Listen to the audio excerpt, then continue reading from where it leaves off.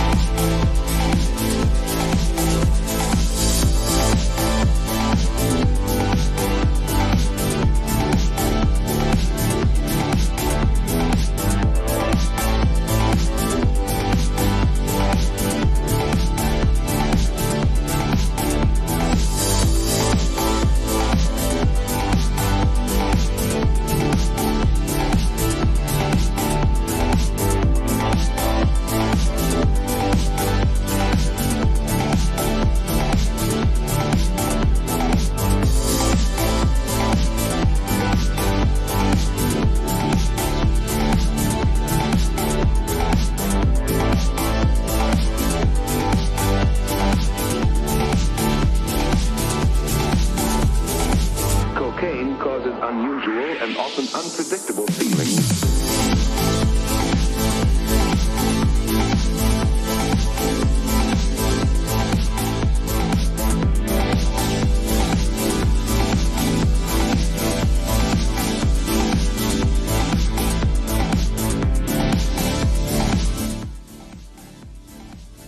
Okay, here we go. Ooh, I love this background music. It's so great. Shout out again, Gadabeed, for letting me use this awesome song and not the generic countdown weird stuff I got for free. I'm not complaining, but it was not as cool as this song. Anyway, welcome. You are listening to KISS Recovery 101. This is Bridge Sky hosting tonight, and it's one of the special editions, monthly episodes. Risky relationships. And tonight, it's going to be juicy tonight. We are talking about rebounding. And I titled it the Rebounding Rodeos because you might be the rebounder, the reboundee. Both y'all just rebounded together. It's risky.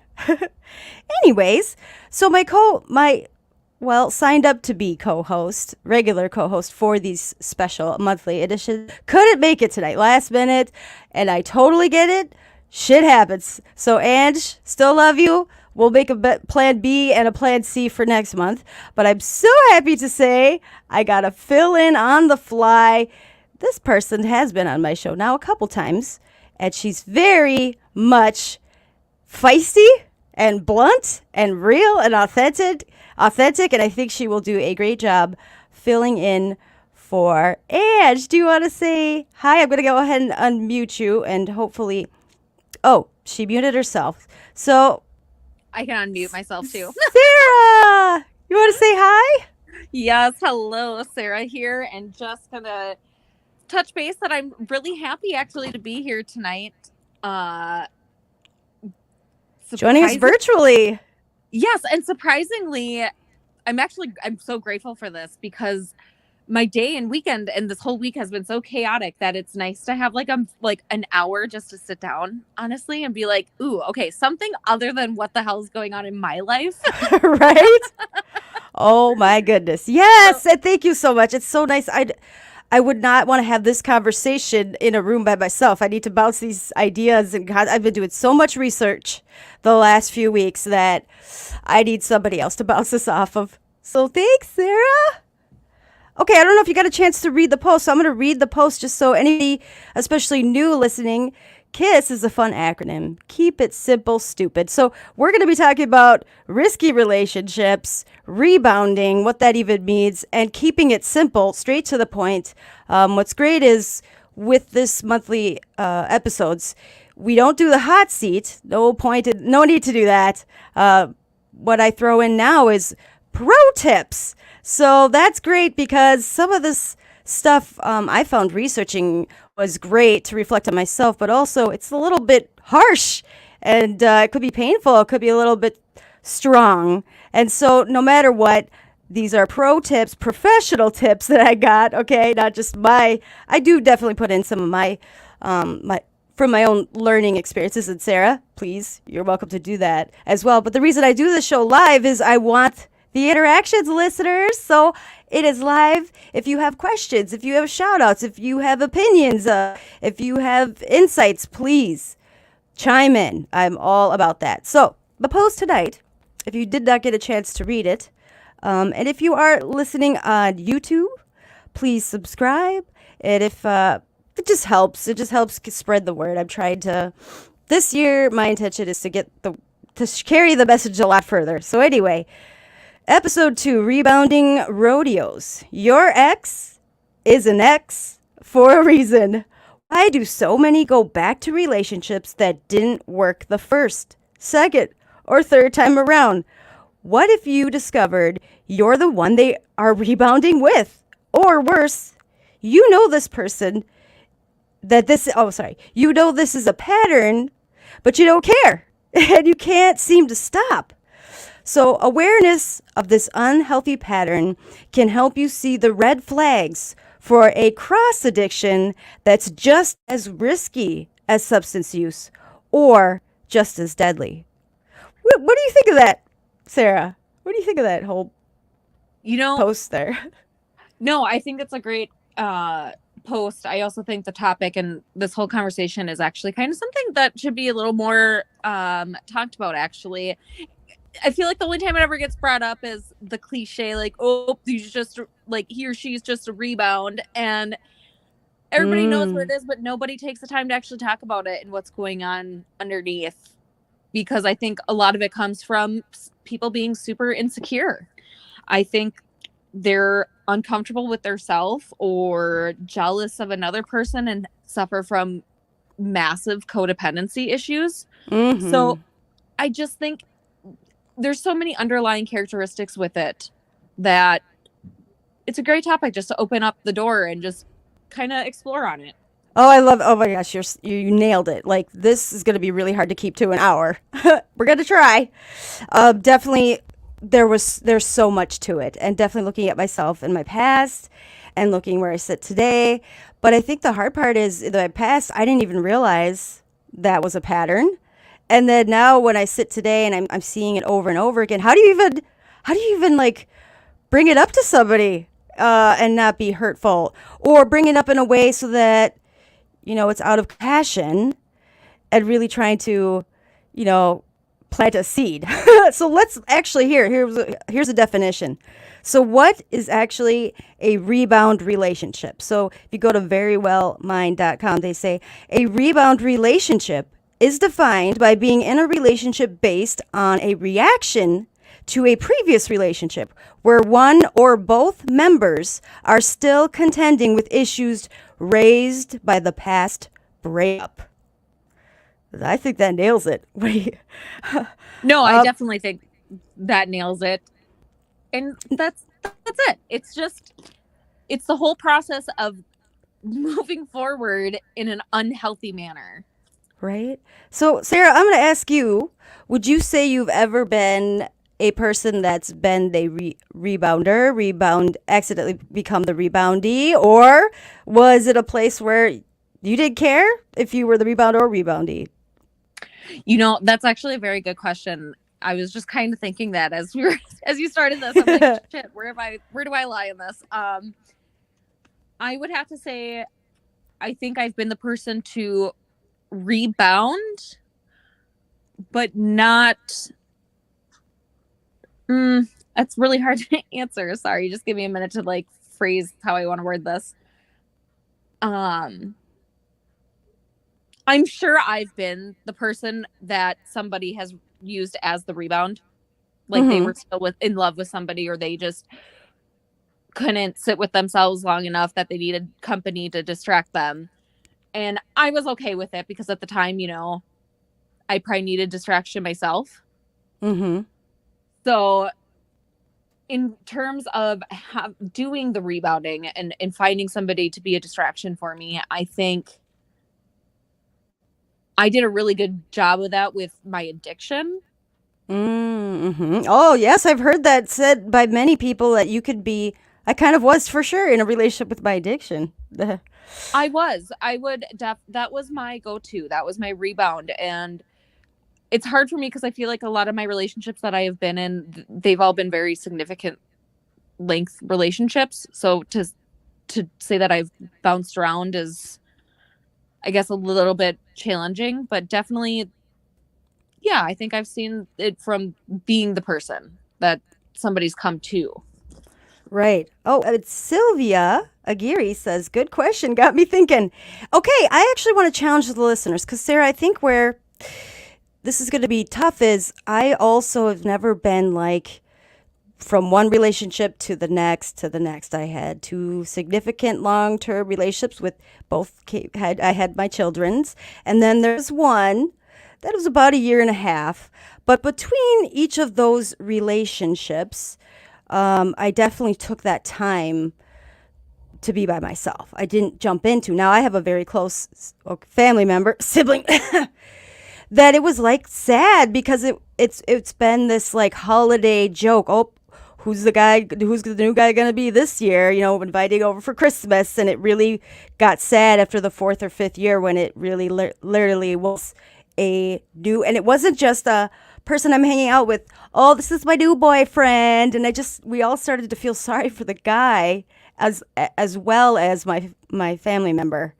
But like I definitely would try to bring it up with her in a compassionate way. I definitely wouldn't make fun of her, but she got very defensive, and so it was really, I'd leave it there at that time because I didn't know how to address it. And so, Sylvia says, I had no idea I was always the rebound without permission. Ooh, there you go. See, there's so many points to this. So, Sarah, if you're interested, so I've there's just so much information, but I have fantastic resources.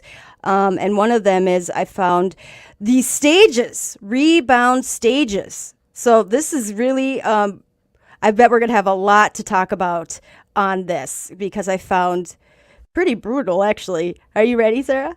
Yes, I would love to hear what the stages are. And it's so funny that you talked about the confronting, being the person that sees it as an outside perspective, because I feel like it's so easy for all of us to be that person to red flag a situation and be like, because it's not us. I also think it is a huge challenge in calling somebody out. I know when I had my time as a house manager, it was very difficult in the terms that when they first came into my house, the ladies, I'd try to tell them, don't be jumping into a relationship within X amount of months. Right. Like, focus on yourself. Do these things for yourself before you get that distraction. And I would have, some of the ladies come in and they would jump into a relationship right away and lose track of their treatment or their recovery. Yes. 100%. All of it just thrown out the window, and now pouring all their time and effort and energy into something that just makes them feel good for that time being. Oh my gosh, that's such a beautiful point. And so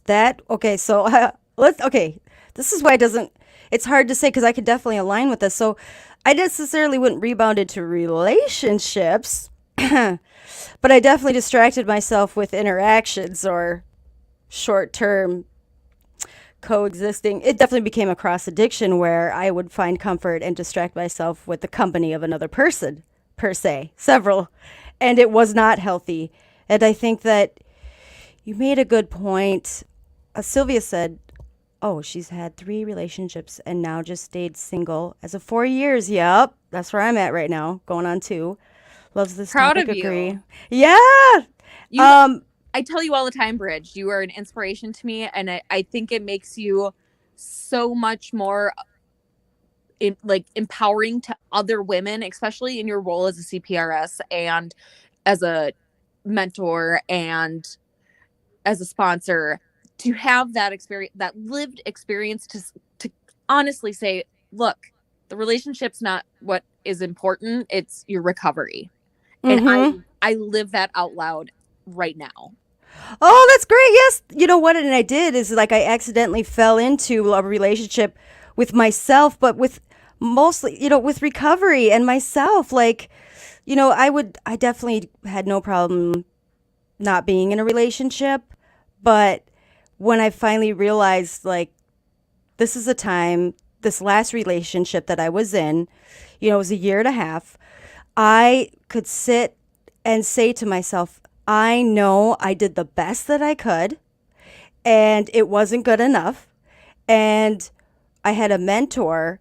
He actually was the one that advised. I remember him first saying to me, and when anybody would say to me, I think that's why I kept just jumping in and out of those casual relationships, was because, yeah, the first go-to is, no, you don't date anyone else. No, you can't see anyone else. No, you get in a relationship. Well, I hated myself. I didn't want to be in a relationship with myself. So I remember when my mentor, who at that time, now I was finally taking recovery seriously and really trying to get, in a relationship with finding myself, when he said, it's going to take time. You two, and at that time I was in the relationship with him. We were in recovery together.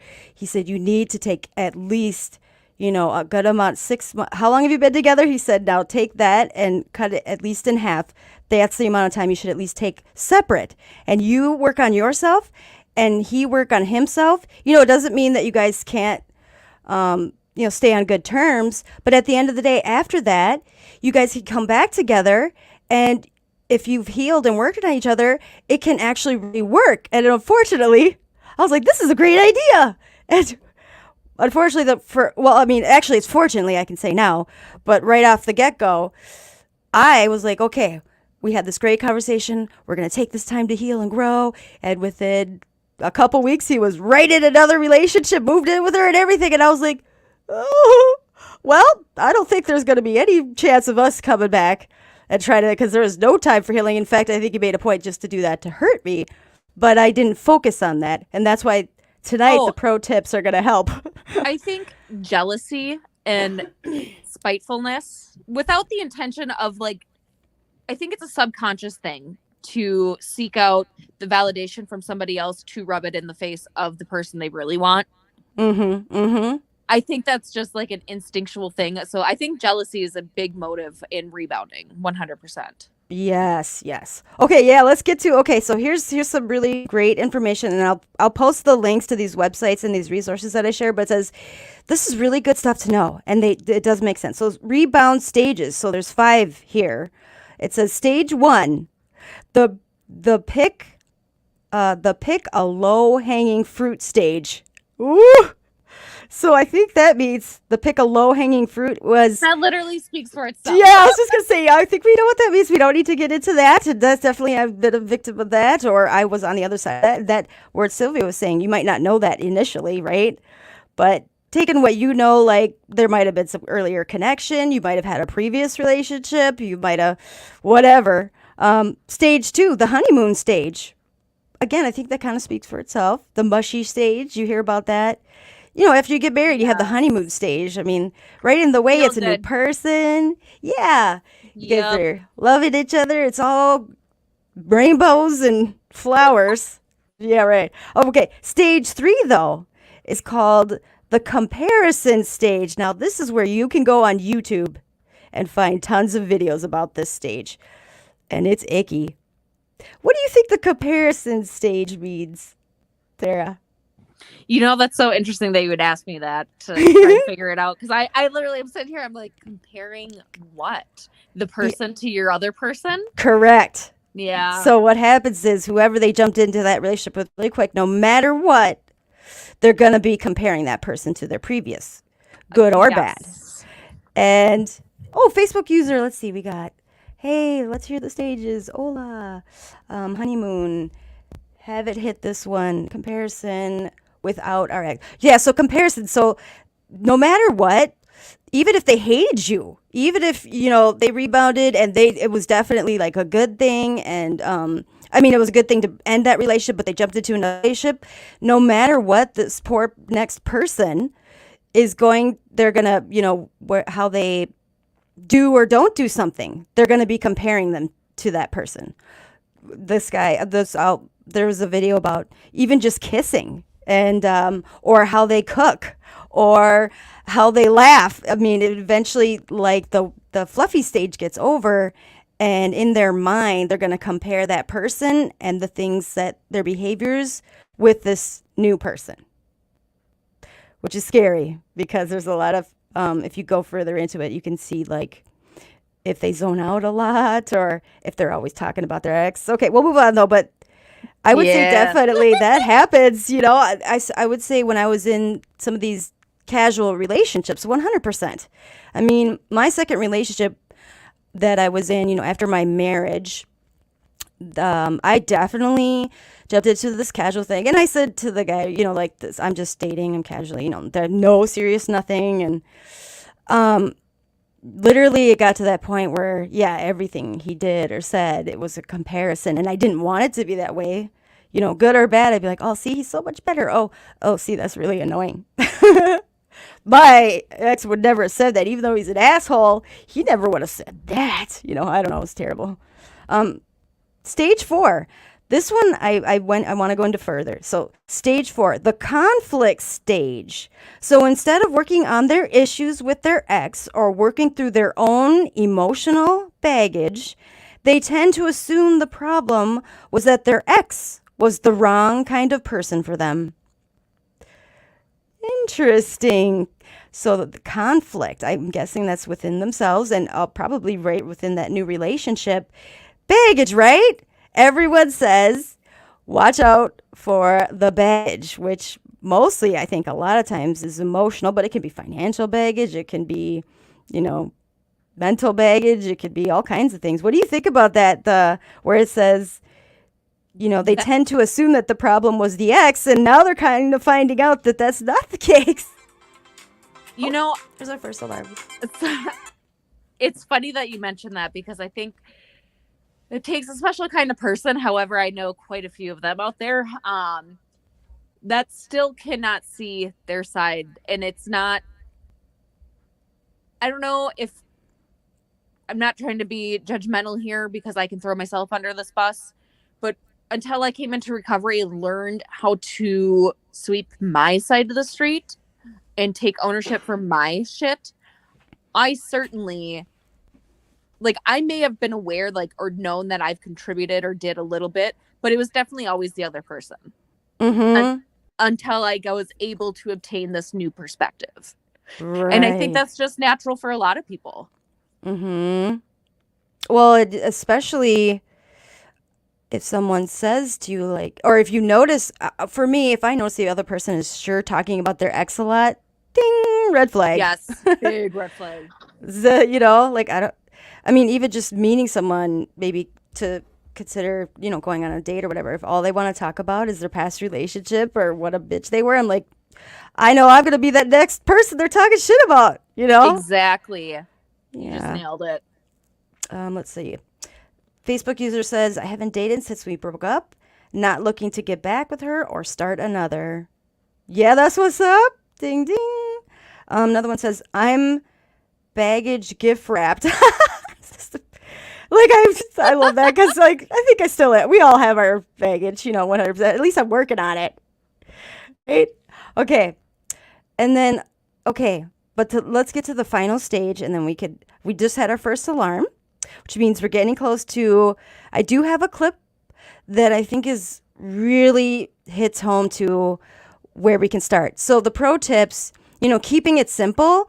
So when I did the research, it was really hard to find anything on rebounding in the recovery community. So I either found videos on from treatment centers or clinical folks, just basically, saying you don't get into another relationship. You need to work on yourself, blah, blah, blah. They go into what we always hear anyway. We've already heard from our family and friends. We already know these things, right? And then there was the other videos where it's from like love coaches. There was some really great ones, but as a person in recovery and remembering myself where I was in such a dark place, like I couldn't find anything that would have worked for me back then, because I was already in such a dark place that to even get to where these videos start people at, like normies or whatever, not having that previous, mental health stuff going on, the physical symptoms coming off my addictions, like you throw those into the mix, like I couldn't even tap, like these videos were hard to find. That's why tonight I'm going to give out key things that from where I was at in a dark place, that with these pro tips at least were relevant. So again, that's I think that's why I like doing the show is, a lot of stuff that's out there, it was hard to apply to myself because coming in the gates, I had a lot of stuff that needed to be unpacked. I think it's interesting too, and I'm just going to chime in and hopefully not take too long explaining this. But I think it's interesting that people can go into the rebound stage and not see themselves what they're doing. And even though I know there's so many people that love to tell everybody what to do, like don't get into relationships, don't do whatever. And we all know it. We've all heard it. We've all either said it to somebody or have had it said to us, and we all go, uh-huh. And then that's it.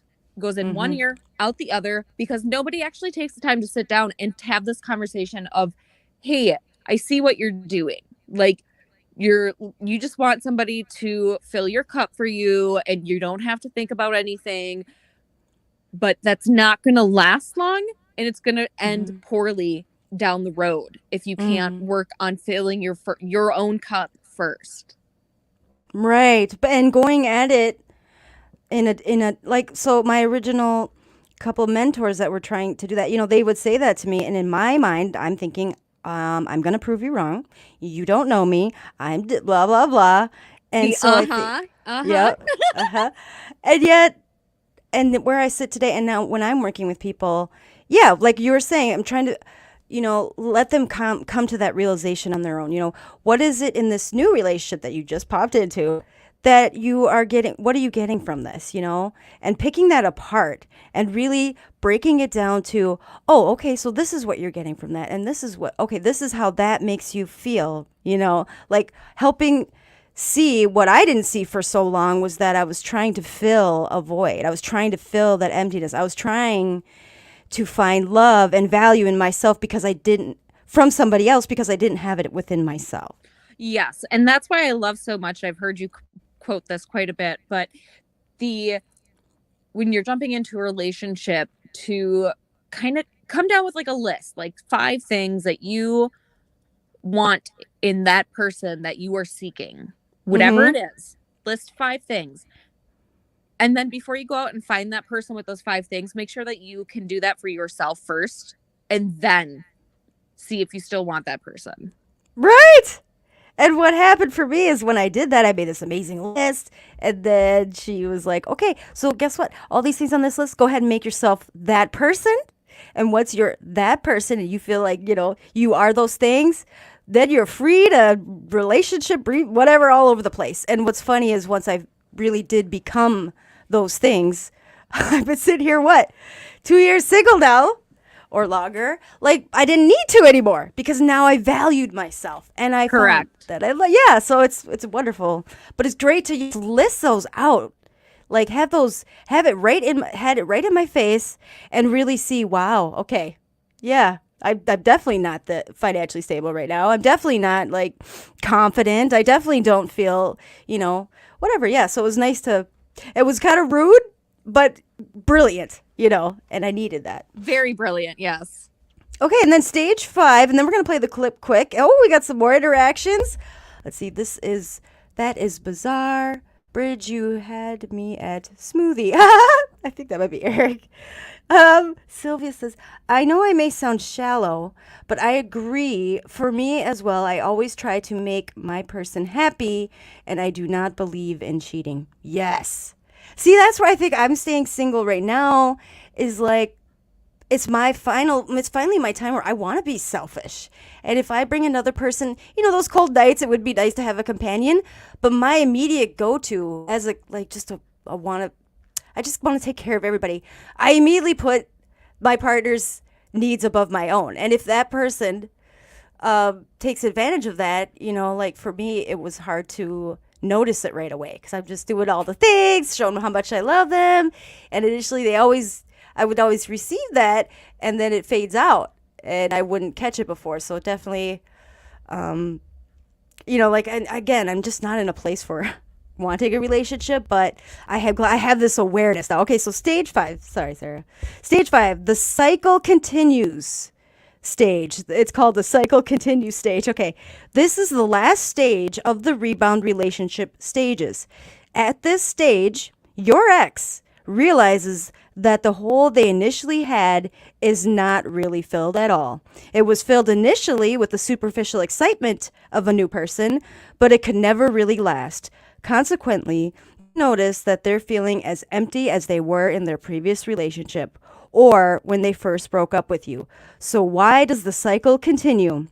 Because at this stage, they reach a place that is similar, if not the same as, the place they were in when they first decided to pick a low-hanging fruit. Oh, this is kind of mean, but anyway. That place is crying out for them to process their emotions and to detach or heal from the breakup. If the pain they feel about their ex and about their new relationship is finally burning enough that they are forced to grieve the attachment to their ex, then they may end the rebound relationship. Sorry to cut you Go off. ahead. I'm just going to jump in Yes. here real quick too. I wish I had this with me, but there is a quote that I absolutely love. And along the lines, it is something like this, that it is okay to feel sadness and grieve or allow yourself to feel all those emotions that come when you lose somebody, because it means that your feelings were genuine. They were real. What you had and what you experienced was an authentic moment. Yes. And that is something that you should actually take pride in. Like, you know what? I'm going to feel sad, and I'm going to actually eventually let the sadness turn into maybe gratitude or appreciation of the fact that I was able to give that love or have that experience for that moment. 100%. And I think the key thing, and that's definitely going to be brought up later on, is not to do it alone, right? So I wasn't processing any of my feelings or any of the hurt or any of my baggage with anyone. So of course I was never going to fill up, my cup. And Sylvia, again, shout out. She's bringing up good points. She said, yeah, I think they saw me as a really easy target and just took advantage. Boom, like 13th step. And like, that's why I get so upset, especially in our recovery community, when people who know the program prey on newcomers or newly out of relationship people. Because That yes, is we're in such that a- grieving process and they know what they're doing. They're predators. Yes, It's terrible. 100%. That's a whole nother topic that we Yes, that might be next month. This is okay. Just to round it up, and then we're gonna do a quick 3-minute clip. But it does say, this is great. If you go to the stages that I just talked about, you can go to the woman.com/rebound relationship stages. Anyway, anything we talk about is men or women, by the way. There's no I think it's for both sexes, all sexes. But anyway, it says, but they may also not end relationship. Okay, so they're talking about this rebound. They're in this rebound relation. They might realize they need to grieve, right? They might realize that they actually need to process the emotions. When the common denominator, as you're going through relationship, eventually it's hard not to figure out that you're the common denominator, right? But Instead, they may stay in that rebound relationship and keep the toxic cycle going. For a lot of people, they just don't understand the importance of grieving. So I think that's key. I actually have two folks in my life that keep going back to that same unhealthy relationship. And definitely, Sarah, you said the key word there, codependency. And either of those people, they don't want to work on themselves. They don't want to heal on themselves. And when it's back to honeymoon or forgive, oh, I'm going to change, and they've changed, and then it's right back.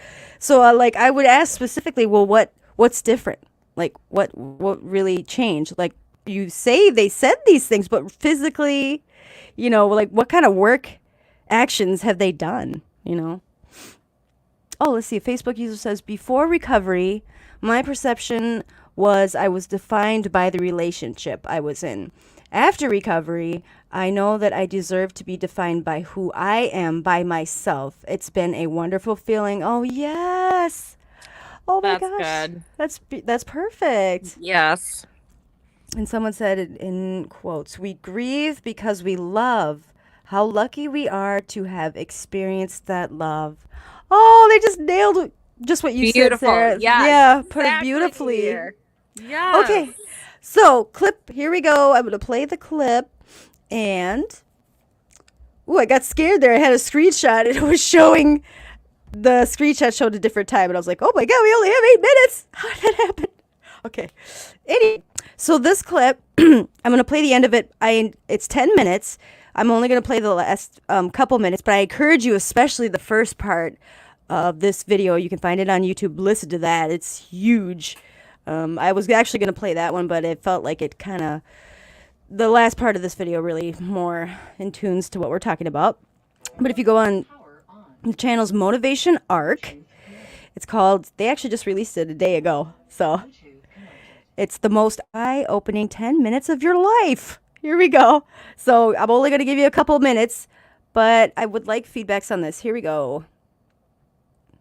Friends that say they want the passion back in their relationship.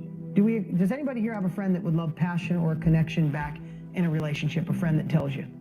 Anybody have a friend that tells you they want passion or connection in their relationship, but they're on Facebook looking up old high school boyfriends or girlfriends, DMing people when nobody's knowing? I know a couple people in my life that see they want in front stage, they want the connection, they want the love again, but when no one's watching, they're kind of doing the stuff that derails that. People who say they want to be in the best shape of their life. This is the year. I want to be healthy. My kids deserve me to be healthy. But when no one's watching, they skip the workout, or they go to the gym, but they sit on their phone the whole time. And when they should order something a little healthier, they order something they shouldn't order. But when no one's watching, it's no big deal, right? And then they're telling their friends at lunch, I just don't know why the weight won't come off. I'm in the gym 5 days a week. I'm eating so great. BS. You're not doing the work when no one's watching. Right? You say you want that business to thrive, to go to another level, but you did all the easy parts. And now you got to dig into marketing. You got to let your friends know you're going in this business. It's a little uncomfortable, so when no one's watching, you're working on your logo or the name of your site rather than the marketing that actually gets you out there, or the phone call you need to make to close the deal. But you tell your friends it's not working, but really, you're not doing the work you should be doing when no one's watching. You guys feeling me on this one? Congruency is so unbelievable, and that's where values come from. That's where character comes from. I am by far not saying I'm perfect in any shape, way, or form, but I have an obsession now, especially at this phase of my life. I want to be so congruent that if my wife, my kids put a hidden camera on me for a week and they watch it, like, damn, he does the same stuff he talks about. I would love for you guys to see me at a restaurant having a conversation with my family. You're in the booth behind me, and you don't know that I don't know you're there, and you get done and go, damn, that's the same guy I met when we were on camera. That is so powerful. And the reason it's the theme for my kids is, listen, 15 or 13, who has kids? Right? Raise your hand if you have children. In today's world, can they pretty much do anything they want on social? I mean, they could be online, they could find porn in 2 minutes, they could do a million things. At 15, I know my daughter has friends that already drink, already do some other stuff, right? They could lie about all of it, turn off their locations and figure it out. I have to train my kids, not train, give them the ability to understand is who you are when no one's watching, is who you really are. I said, you could act perfect in front of me, perfect in front of your teachers, but if you're doing the things when no one's watching, then that's you, God, the universe, your character. And my kids are far from perfect, but they understand core values because of that. So, but I want to do the work. When I think about that, when no one's around, I want to do the work to be a better. When no one was watching for 4 days straight, I obsessed on what I was going to teach you today. It'll seem really easy thing, like it's just coming off my tongue. I have this whole thing laid out to get you the results you deserve, you desire, right? I did the work when no one's watching, so now when I'm front stage, it looks easy, looks amazing, but I really got my own notes and cheat sheet here. My daughter and son both pitch. They love winning games. You don't win on stage. You know when you win? You win when my daughter and son are out back. At 4:30 today, my daughter will be with her pitching coach, and she'll pitch for 2 hours. She'll pitch until her arm hurts. She does that on a regular basis, but when she goes and wins a game, it's because of what she did when no one was watching. So, oh my gosh, I love that. What are you doing when no one's watching? I love that. And it's so funny because I'm thinking, okay, what do I do or say? Like the weight loss, going to the gym, doing the thing. And then, because I feel like it's so easy for people to be like, oh, I sit and complain about something that really you're not putting the work into. And I love that he just calls it out. He's like, bullshit. You're full of shit and you don't do what you say you're going to do. It's actually really funny because I lost, 30 pounds this year. And I was completely honest. Like, I told everybody what I did, and because everybody's like, well, what'd you do? How'd you do it? And it was, honest to God, it was eating a lot of fucking shitty ass food, but then the intermittent fasting. Like, I stuck to that when nobody was around, to stick to that no eating time. And then honestly, when I did eat, it was not healthy, and that's terrible. But I mean, but even just those little things, it would have been so easy to be like, oh, I just eat like salads and just whatever and blah, blah, blah. And fill people with whatever. No, I basically fucking starved my ass and then ate chocolate. Like, but see, that's what he talks about that I love is that, what, at the end of the day, what matters is being honest with myself, my character. And, especially when I had 17 years of mistakes and regrets and all these terrible things that I had done and people knew and talked about me, when I made that choice and I didn't care what anyone said or thought about me, I made that decision for myself. My word was my bond, and it was the only thing I knew that I had that mattered. And so I made a point to whatever I said, whatever I promised, especially to myself, but especially to my children and the people that I did care about. That was all that mattered, and that was what I was going to do to gain their trust back. But mostly for myself, to really start to gain trust. And I didn't even trust myself anymore. I had been so lost out there. And then finally, actually understanding, what do I value? What are my core values? At 39 years old, Sarah, I didn't even know what my core values were. Well, and I think it's funny because it kind of ties in with that whole concept of filling your own cup again. Yes. Until you can do that for yourself, jumping into like a relationship right away is not going to fill that, whatever it is that you're missing. What was the example he said in the beginning about the relationship, the intimacy and whatever, but yet on the backside, they're sitting on social media and messaging and looking up old, seeking. Yes. They want that connection. They want that deep, passion and relationship, but they're spending their free time instead of working out, what would make that happen is they're giving that attention and the energy to somebody else, to other people that that have absolutely nothing to do with them at that time. Like it doesn't even, that was just such a very good, powerful point that he made, and it ties in perfectly with rebounding.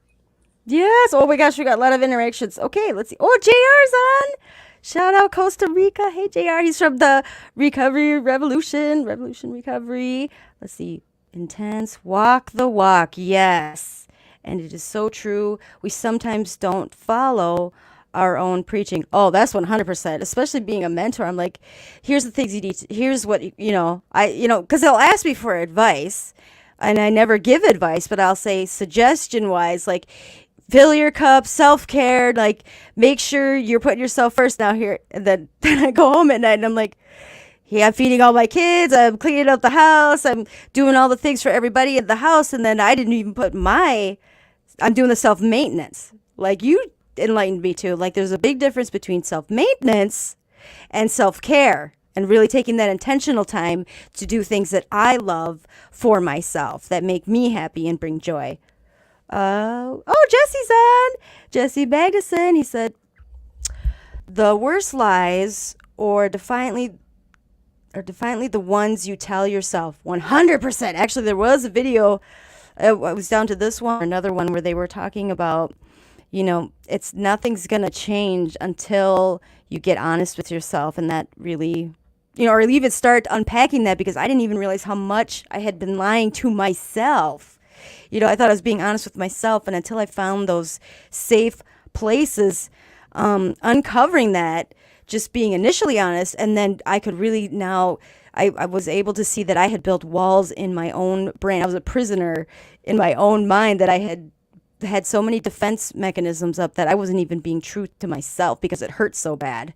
Another Facebook user says, let's see, I really relate to what you're saying. I don't even trust the mute button on my phone. Okay. I don't know what that was. I don't know what that was. Made me cough. Jesse says, are definitely sorry about, autocorrect sucks. Okay. Yes, I know that. And so he says, you really have to love you. And so that's what I really want to point out. And that's what my pro tips are going to be about. So, coming off a rebound or just even a casual interaction, I'll put it out there. Like I was a victim. As a newcomer, I allowed myself to get taken advantage of, and I almost didn't make it back. Like I was already in a dark place. I was starting to feel better, and then this person, tells me I'm awesome, and then takes advantage of me, and then leaves me again, and I'm like, I must really be a piece of shit. And so when a lot of these videos that I was trying, doing research with is for, I think, and not just Norway, I think it's not just people that aren't in recovery, but, they're walking in, they're like, you got to love yourself. You got to, do these things. And I'm like, but what if you don't fucking love yourself? What if you're not even in that place? Like, that's so easier said than done. What if you don't even know yourself? So on that note, Sarah, you ready for our second segment, which is not, I don't want to distract you, it is not the hot seat, folks. I'm happy to say, are you relieved, Sarah? Slightly. Yes. I didn't want to be like jumping for joy over here, but yeah, pretty much. So luckily, because this is a monthly special edition, no hot seat tonight. In fact, we're doing something even better. I like to call pro tips, and it's called pro tips because it's professional tips. Okay, it's not just like by suggestions or advice. These are actually things that professionals have, and I have the resources you can go look up. I love this sound effect. So much easier. Oh, it's really low. Did you hear it? I did, actually. There you go. Okay, so Sarah, definitely chime in. You did not get to review. And again, thank you so much, Sarah, for filling in. And, last minute, and you're the perfect person, I think, to No, thank you for inviting me on. Chime in. You're well. Let's just, no, thank you. You don't, no. This is a big fill-in. I was freaking out, so you saved me. Pro tip number 1. You ready, Sarah? Yes. Okay. Pro tip number 1. Create a safety plan. Now, I left a little space in there.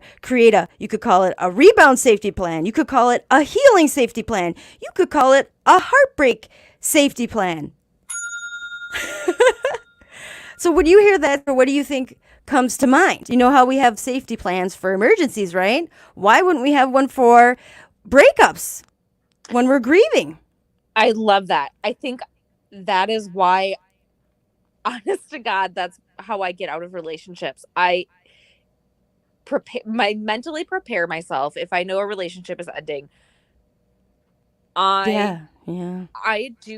I do this mentally in my head. I come up with like a game plan. Like, okay, if this happens, it's going to hurt. It's going to suck. What can I do? I will literally put together this whole I will mentally prepare and put together a whole plan before a relationship is over, so I'm not just sitting there twiddling my thumbs and obsessively thinking about it. Right. Well, and I think like initially, if you're the one who got broken up with, it's like instant. And the stages of grief are so important. Like there's grief recovery that I work on, and they talk about you hit the sadness, you hit anger for a long time. Like a lot of people can sit in that anger for a long time. But once you get over that anger, like for me, anger can be healthy and a high point. Like I don't need nobody, I'm moving on.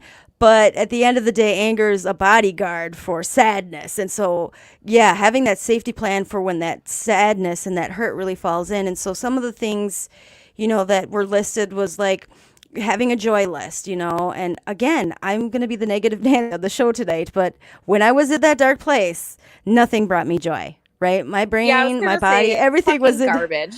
Right? That does not work. When your depression hits and you're feeling shitty, a fucking joy list is a joke. Yes. Sorry. Yes. Nope. Well, here, you'll like this one. A 24/7, like a contact list. So like, I think it's so important to reach out to your family, or if you don't have family, friends, people in your circle, or get some people in your circle. You have their name, you have the number, you let them know what's going on. You don't have to give them all the juicy details. I'm a private person. I very rarely give all the juicy, any details really. But have them on their name, their number on this list on your fridge. Okay. And definitely the last one. So this one is a personal one. Sarah, feel free to chime in if you have any other ones when you think of creating a safety plan. So it's going to sound a little dark maybe, but it's not that bad. Just wait for the next one. So there's this thing called the let go box, right? So some people call it a God box or a goddess box, but it's things that are heavy that you can write in to, put aside for now and maybe process later with a professional or just let it go, period. For me, though, I actually turned my let go box into like what I did was, I would get nostalgic. I would get like, oh, look at the, people don't take pictures when you're mad. People don't take pictures when you're not happy. You only take pictures when you're smiling, right? So pictures would pop up and I'd be like, oh, we had such a great time. Oh, we did have a really good thing going. But in my let go box, what I did was I actually sat down and wrote those moments in the relationship when I was really, really hurt. So there was key ones that no matter what nostalgia I was having, I would read that and instantly my body would feel that pain and that hurt and that sickness. There was one where it was so bad, but me, moving on, letting go, living life. And then I see pictures. All I had to do was take that piece of paper out and read that. And I literally could put myself back in that moment. So I don't know if anybody's heard that before. Okay. One, I think that's brilliant, actually. Although, what if you are, say, a young teenager, you're in that puppy love phase and you have your first romance and everything seems to be kind of like that honeymoon thing. Oh. And they break it off suddenly. So you don't have those negative memories to recall. Like all you do have are the positive ones. Does that... Oh, that's okay. That was going to be great because that brings us to pro tip number 2. Sarah, are you ready? Okay. Yes. Okay. Let's go. Number 2, unpack your baggage. And the suggestion is to get a grievance journal. Okay. So you might have heard of dark shadow work. In the steps is more known as step 4. I recently purchased a grievance journal, and it's fantastic because, so to answer your question, gratitude is just a whole other thing. Okay, I know it's supposed to be happy and positive. For me, the word gratitude, when someone's like, oh, let's talk about what we're grateful for, I just want to punch them in the face. Okay, I know that's within myself. Like, I vomit when someone's like, let's pick the topic gratitude. I'm like, oh, here we go. But, hear me out. I love, because I feel like for me, really finally getting to a place where I could even start healing is I had to vent. I had to get out the darkness. I had to talk about the dark things. So for a new person to life, maybe teenager, someone young who really, yeah, maybe the relationship was so new and you were in love and quick. I mean, you don't even have to be a teenager. Like, girl, I didn't even get a relationship till it's kind of embarrassing, but I wasn't in a real relationship until I was like 21 years old. Okay. And I But didn't mean no, I'm just saying, but you don't have, you're right. Like, you don't have any bad memories or whatever to like reflect on. It was all good. So you're dumbfounded. I think you could still list out, yeah, because you wouldn't ask a person, well, what were you grateful for in that relationship, right? No, you can list out the things that you're upset about that you're feeling right now. Like, I would say my first like love crush or whatever, when he like broke up with me, I can list out, well, he's a jerk because he literally dumped me for no reason. Like, I think he's a jerk because he's going around telling everybody, that, well, whatever. You could come up with whatever. Like, list out the things that you're grieving, a grievance journal that you're not gratitude for. So how you're feeling right now, like how they dumped you maybe, how they didn't acknowledge, give you that respect enough. You could pick, I mean, like, it's hard for me right now because you put me in a place of okay, wait, it's really hard to remember that. I'm just going to jump in on this one because yes, please do. No, I actually like where you're going with this. I feel like the grievance journal can even turn into more of like an empowerment thing. Like, okay, these are, first of all, if you were kind of saying they dumped me for nothing or whatever, and it really hurt me. Like, I'm not going to allow anybody to walk all over me. Like, like you can flip those into empowering things for going forward into new relationships. Definitely. So, I mean, there's a good way that can, because I feel like being sad and eating a pint of ice cream and binge watching Hallmark movies works good, or writing in a grievance journal for so long. But at some point, you got to kind of pull yourself up and process it. Yes. And by turning the tables and maybe making it an empowerment move, I think would be beneficial. Absolutely. And so to go along the lines, we're running out of time already, Sarah. So number 2, unpack your baggage, which could also mean, so we were just talking about a grievance journal, but it could be definitely I recommend unpacking your baggage with a professional, like a therapist or a counselor or a certified peer recovery specialist or a certified, I don't know if love coaches can be certified, but someone who's had training, who actually has constructive, feedback and wisdom. And, because for me, regular therapists didn't per se work because just venting about it. But yes, I needed tools. I needed to learn skills. What was one of my favorite things for dealing with stuff in the past? And I mean, I still do it to this day a little bit. Yeah. But literally just having a random conversation with a stranger who has no idea who I am, what my situation is, and throwing out things that I'm struggling with. Like, yeah, I just, you could be like, I just got dumped by this guy I was seeing, and this X, Y, and Z happened. And they might they might not give you anything. And then, well, whatever, it doesn't matter. It's just a stranger in 5 minutes of your time. But a lot of times I feel like those are the moments where like key things come up, because as an outside perspective who doesn't even know you, they could be like, well, that guy's an idiot because you're super beautiful, or, like, and it might be that one split second where you're like, wait a minute, I'm actually gorgeous enough to get any person. And what was I doing in that relationship anyways? Right. Yes, because in turn, it's all an inside job. So unpacking that baggage, like really sitting down and thinking, okay, I really want to work on myself. Okay, oh my God, the comments are hilarious. Does Bridge have a bell? That sounds like Brett's bell. Yes, I love the idea.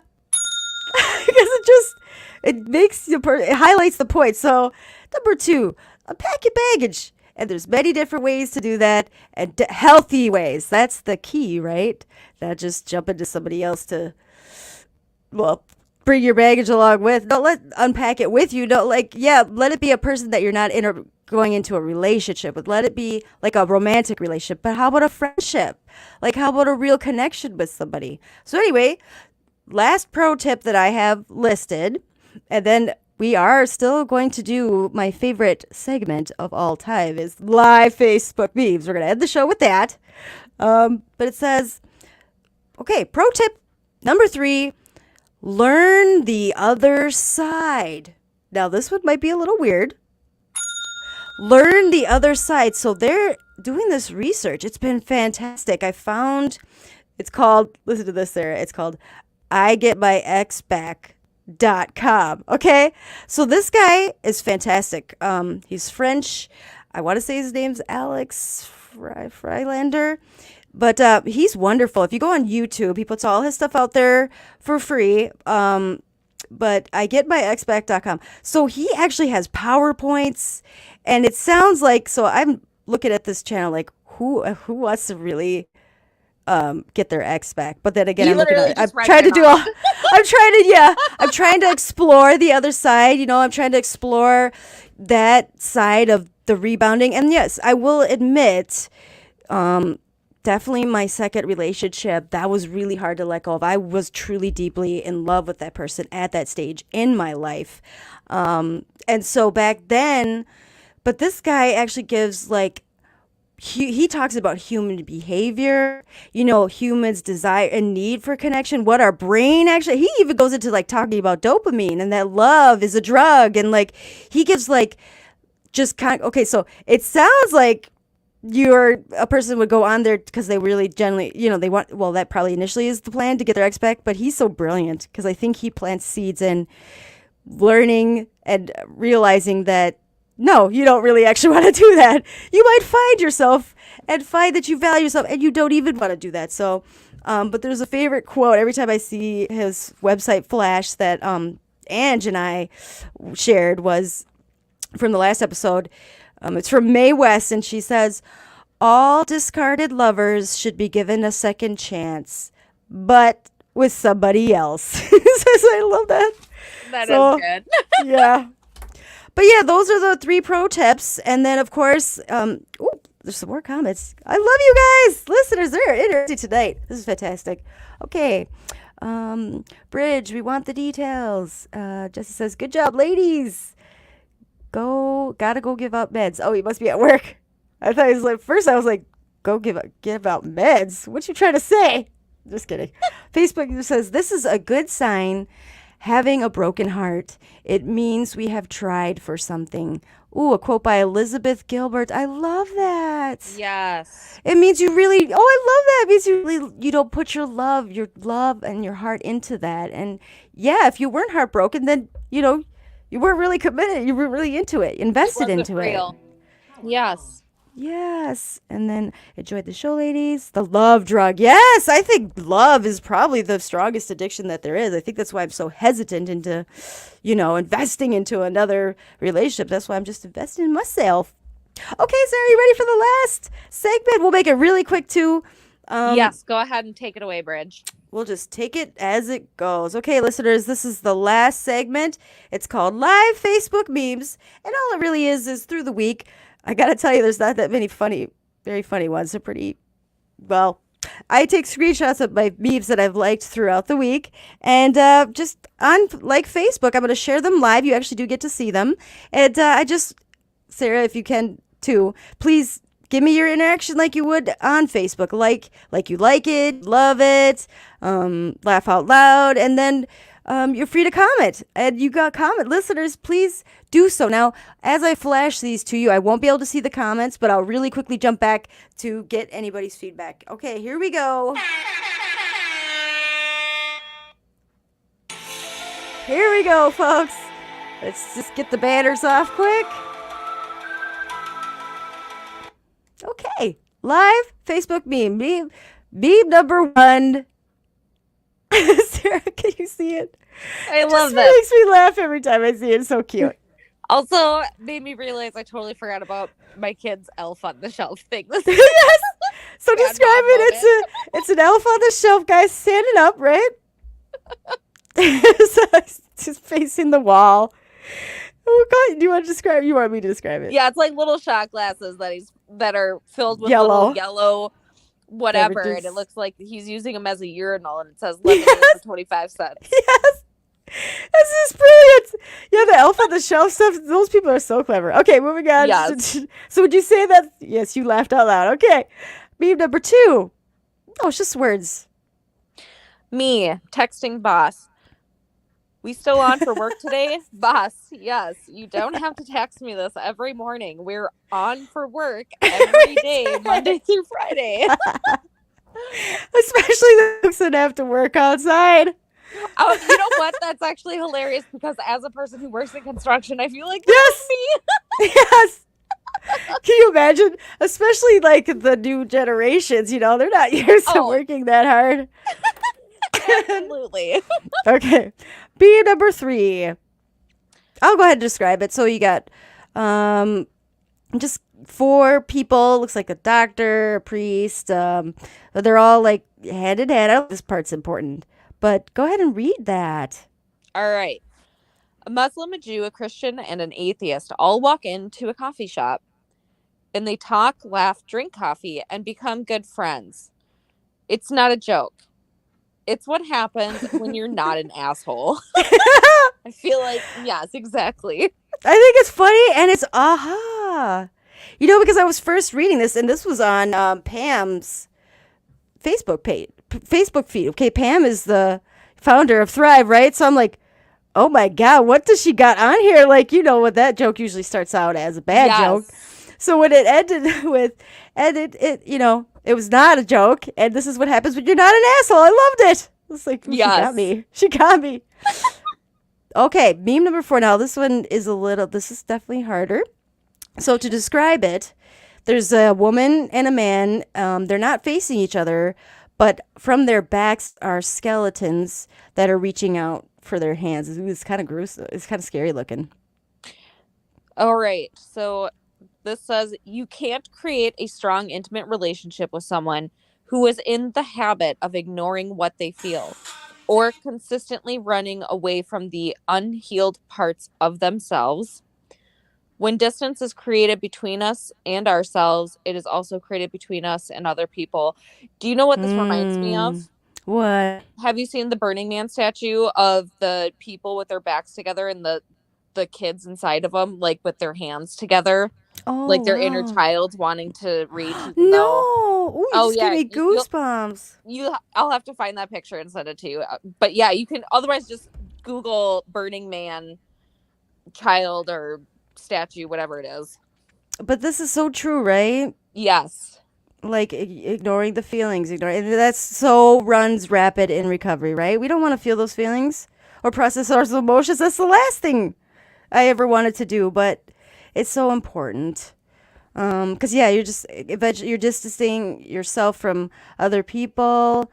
I see a lot of rebound relationships, and what they do is they interlock with each other, right? Especially in recovery, and then they isolate with each other, But it's only a matter of time. It's a ticking time bomb that's just going to explode, And nowadays, everybody puts everything on Facebook.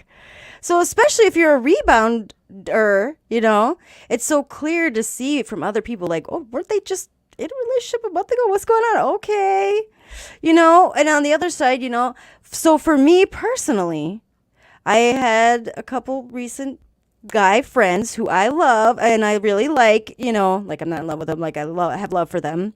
I saw they were in relationships and recently got out of them, and then they're hitting me up, wanted to hang out and talk and chat, and I'm like, okay, cool, we're gonna hang out and talk and chat and Dutch on this ticket right here. Like, I'm not, I was trying to be, I'm aware that they're getting out of a relationship, and I'm gonna be there as a friend, as a, a genuine relationship, but I'm not looking on that dating note right now. Gotta give you some time to heal.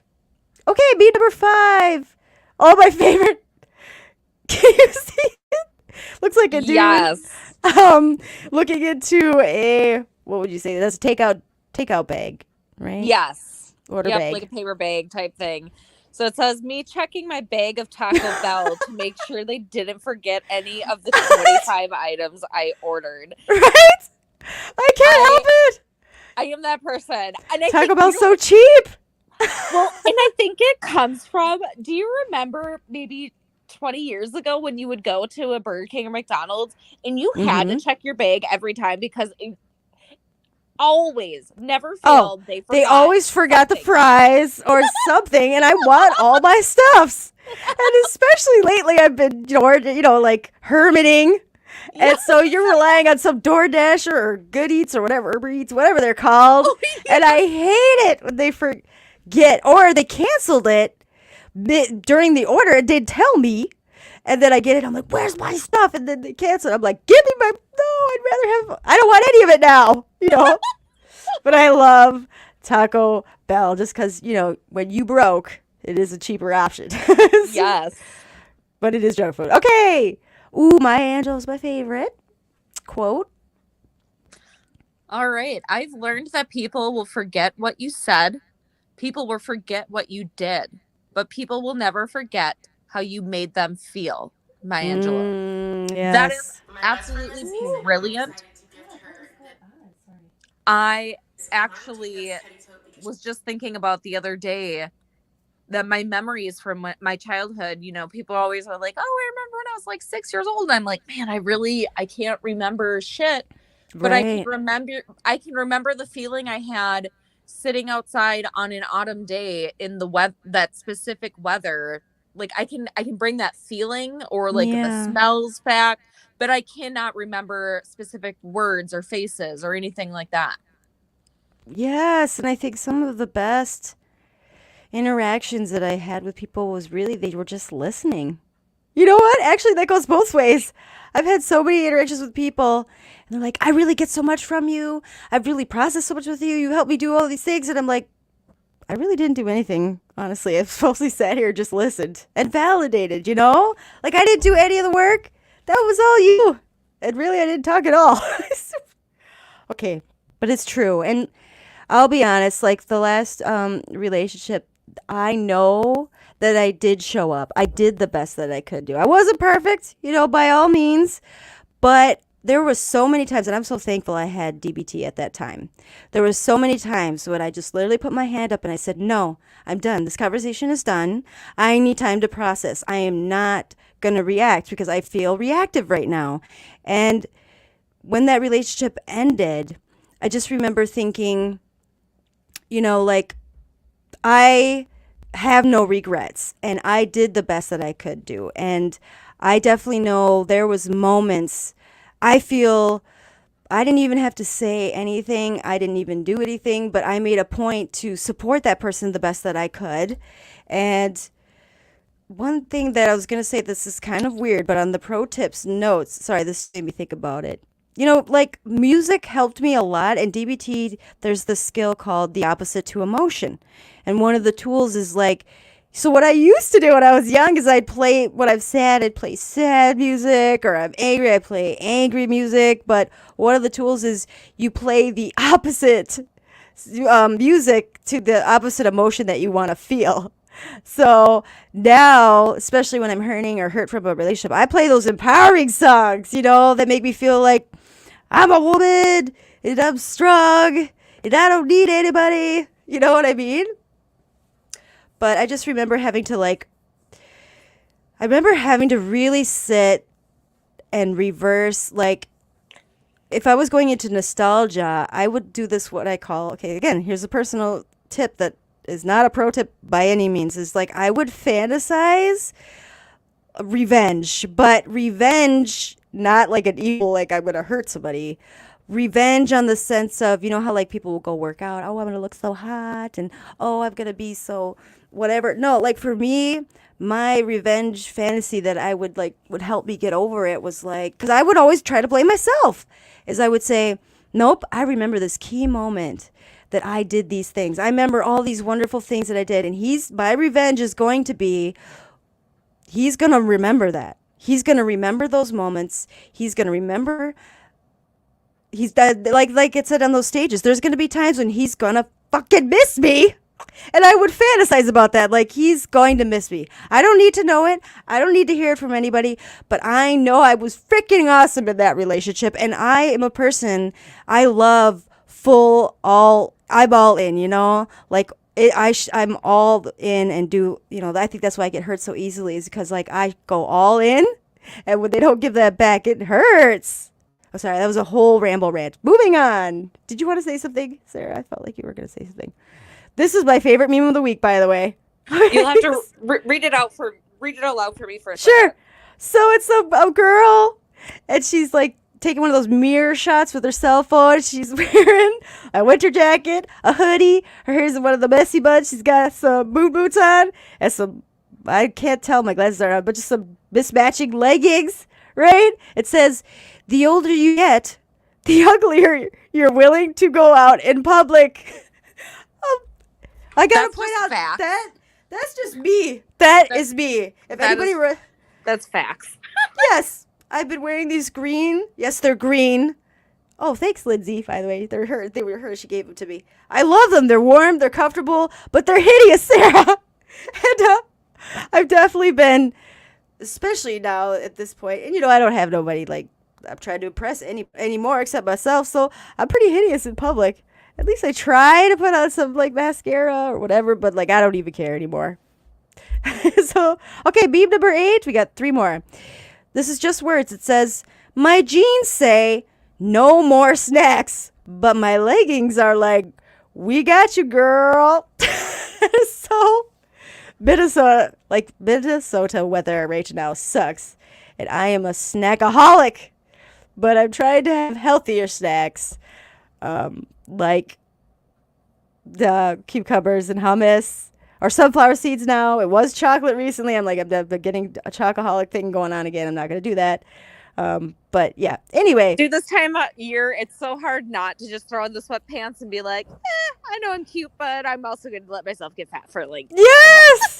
And the leggings stretch, you know, not leggings. I would say I wear more like the yoga, whatever, gym pants, but though like light. Anyway, but yes, I did put on one of my favorite pairs of jeans, and it was hard buttoning the button. So it's just going to be leggings for the rest of the season. Okay, last meme. I just thought this was perfect. Can you see it? It says, oh, can you see it? Yes. Be the Fruit Loops in a world of Cheerios. I feel like I already nailed that. Right? Be the Fruit Loops, the colorful Fruit Loops in a world of boring ass Cheerio. Okay? I do like Honey Nut Cheerios, but this is plain Jane EBT food stamp Cheerios. Yuck.